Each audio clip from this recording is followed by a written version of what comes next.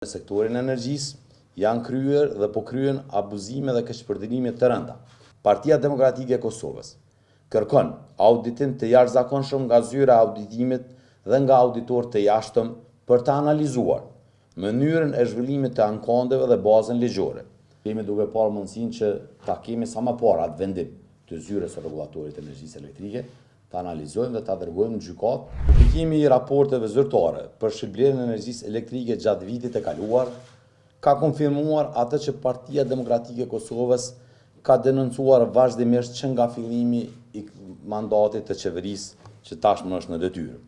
Pra që në sektorin e energjisë janë kryer dhe po kryen abuzime dhe keqpërdorime të rënda, që kërkojnë themelimin e një task force nga prokuria speciale me qëllim hetimin e këtyre krimeve dhe abuzimeve.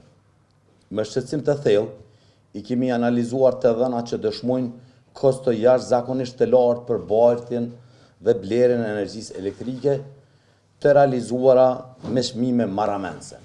Pra, për vetëm 6 orë, përmes një transaksionit të vetëm, çmimi i transmetimit u rrit nga 2 euro në 798 euro. Pra për megavat, duke i kushtuar buxhetit Kosovës mbi 1 milion për vetëm disa orë.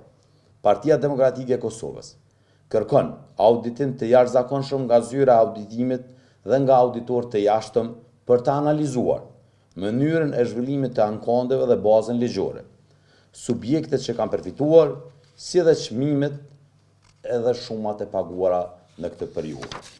Pezullimi i menjëhershëm i këtij vendimit për daljen e bizneseve në treg të lirë deri në një periudhë të përshtatshme kur vërtet në Kosovë do të krijohen kushtet që të kemi treg të lirë, sepse tashmë nuk ka treg të lirë sepse është vetëm një ofertues i cili mund t'i furnizojë prodhuesit tanë vendor me energji elektrike.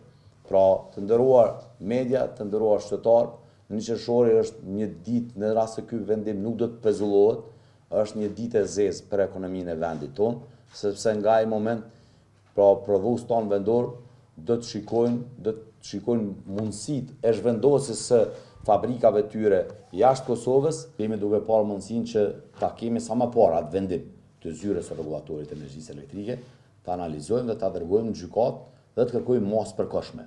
Pra mos implementimin e këtij vendimit deri në momentin që vërtet krijohen kushtet që të ketë treg të lirë.